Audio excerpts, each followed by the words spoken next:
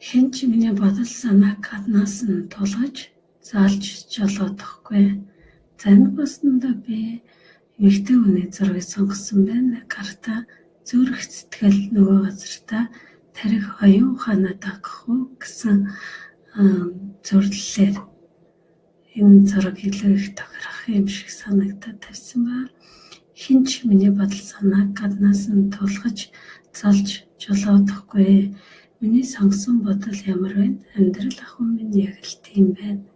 Өөрийнхөө бодол санаагаа өөрөө мэдэрч сонсож хянаж сурахын хэрээр амьдрал минь тайван амгалан болно. Бодол гэхдээ зөв ч хийж болно, буруу ч хийж болно.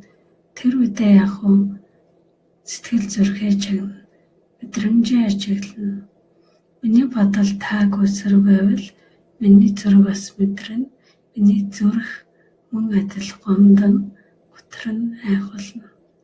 Бидний бодол маш хурдтай. Бүр гэрлийн хурдаар толгоонд ороод гарах хоорондоо бид нэр ямар нэгэн үйлдэл хийсэн байдаг. Уралдсан, гомдсон, гүнэлдсэн.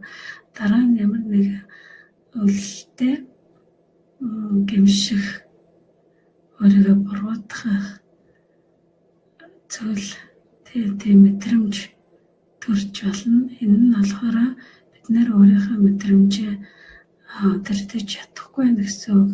Одоо л энэ бодол маань бид нар бодлоо хянж чадахгүй. Энэ бодол маань болохоор талд ухамсарт байгаа тэр итгэл үнэмшлээс гарч ирж байгаа. Тэр итгэл үнэмшлээ бид нэр мэдэхгүй байгаа.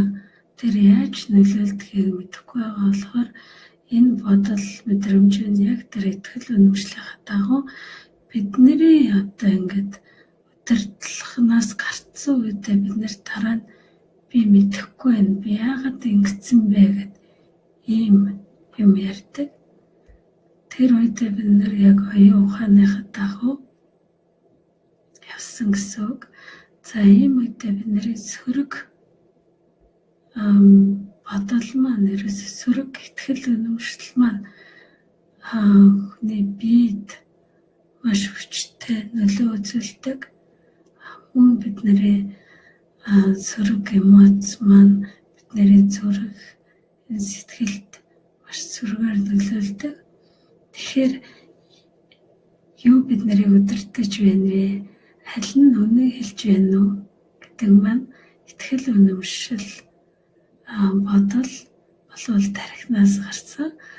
Зүрх болохоор мэдрэмж юм аа. Тиймээс эхлээд зүрхээ сонсож ажиглах хэрэгтэй. Ажиглаж явах үедээ бид нарын зүрх ингээл маш хүчтэй цохилж исэн бол их тайван намаа болцсон үедээ бид нар бодлоо ажиглах юм бол бас тайван болоод эрэг болоод эхэлж байна. Хэрвээ бидний бодол сөрөг байх юм бол зүрх сэтгэл мөн ийм сөрөг давтамжинд ороод байна. Тэр үедээ бид нэр өөрөө ирэхгүй буруу үйлдэл хийчих гэдэг юм аа. Тиймээс зүрх сэтгэлээ тайван болгох үед бид нэр тайван амгалан болно. 50 үедээ хамгийн гол нь гаргасан шийдвэрүүд маань зөв болдог. Харин хууртай стресстэй үедээ хийсэн үйлдэл нь буруу болно. Таны үйлдэл бүр ямар сэдэлтэйгээр хийгдэж байгаа нь таны сонголтоо шалтгаална. Та юу ханараа за би болохгүй гэж өөрийгөө хүчлээл өөрийнхөө уураа ингэж дарах гээд байхгүй. Харин эсрэгээрээ ажиглаад тэгэхээр нөгөөд мөн дарагдана гэсэн.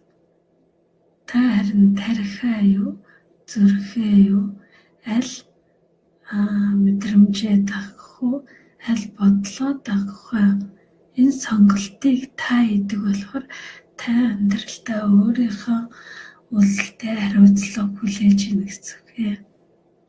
Хэрвээ танд өөрийнхөө мэдрэмжээ ажиглах, мэдрэмжээ удирдах чадахгүй байх шиг байна. Би яагаад ийм байгаагаа мэдэхгүй байна. Би яагаад үйлдэл гомддог. Яагаад би ийм байгаа маа гэдгийг мэдэхгүй байгаа бол өөрийнхөө асуултаа энэ доор комментэд бичиж болно, өөрийнхөө хүсэлтээ бичиж болно, өөрийнхөө нөхцөлөө бичиж болно. Эсвэл миний Facebook пэйж хаягаар асуултаа мессежээр илгээж болно. Тэгэх юм бол би тань тохирсон арга техник, сургалт, видео бичлэгүүдийг явуулахад дуртай